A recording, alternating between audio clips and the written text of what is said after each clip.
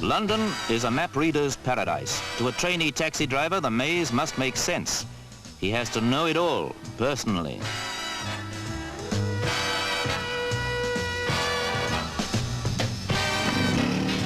At the British Legion's taxi driver school in South London, partially disabled ex-servicemen learn to manoeuvre the contemporarily styled but still traditionally named hackney carriage. Every year the knowledge they need grows greater, and the traffic they must work in grows denser. This is much more than a rehabilitation scheme for old soldiers, sailors and airmen. It's a chance to earn a living, and some of our old soldiers aren't so old.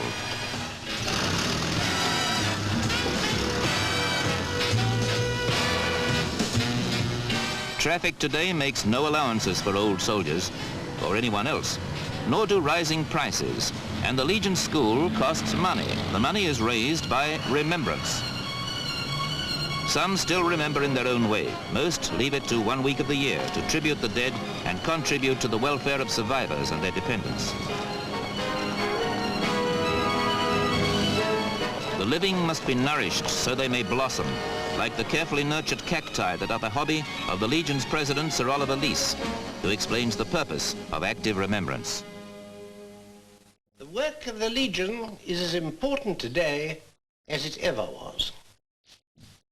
Though times have changed and we live in a welfare state, we're still spending vast sums of money on the relief of distress amongst ex-service folk, and it's still very much needed.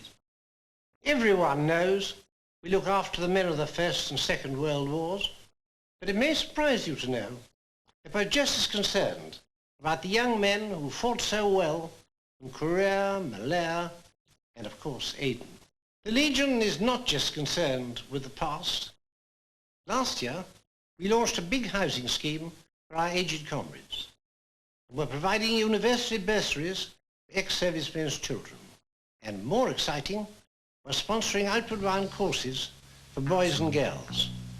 We believe in the future of Britain, as well as caring for those who served her in the past. The dependents of ex-servicemen reap the benefit of remembrance outward bound on Dartmoor. We live in an age where youth in its prime wins fame and acclaim.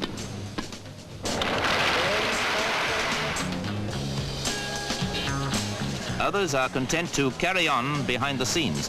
The Legion's company of attendants is one such body of men determined to carry on as commissionaires and messengers. They retain their military bearing, and like the taxi school, are supported in their work by the Legion's fund.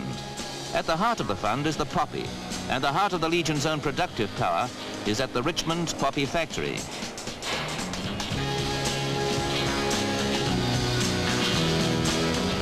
The Remembrance Factory employs 300 men in the work of making 30 million poppies every year, all the year round. The linen poppy is perhaps the world's most practical and familiar flower. But its history is a romantic one, born amid the slaughter of the Second Battle of Ypres in 1915, when a soldier poet wrote, "If ye break faith with us who die, we shall not sleep, though poppies grow in Flanders fields."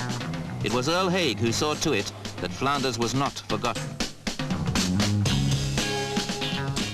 The past is important to the Legion and its members, but as the President implied, today and tomorrow are more important, and so is the provision of work as well as welfare.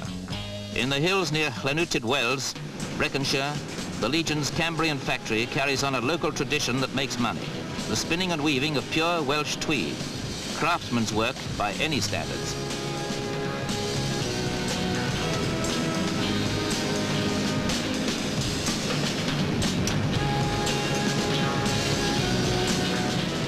As with so many things British and traditional, there's a big demand for Cambrian tweed all over the world. So these men are doing much more than occupying their time. They're a small but significant part of the export drive. And the quality of the product's never in doubt.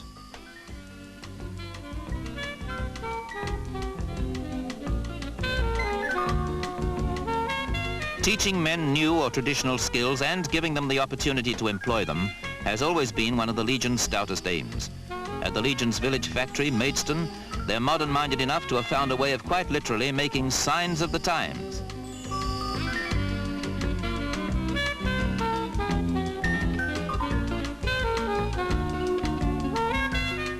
At Maidstone, the Legion concentrates its major industrial activities, including the printing of all its own literature, a big and costly item for any charitable organisation which must explain to the public just where the money goes.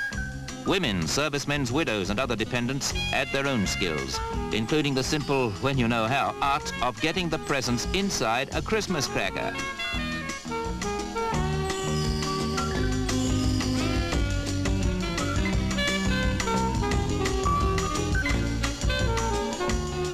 There are some, inevitably, who cannot work out their enforced retirement. In the grounds of Crossfield House in the Welsh border country, they are offered a suitable setting for restful and reflective recreation.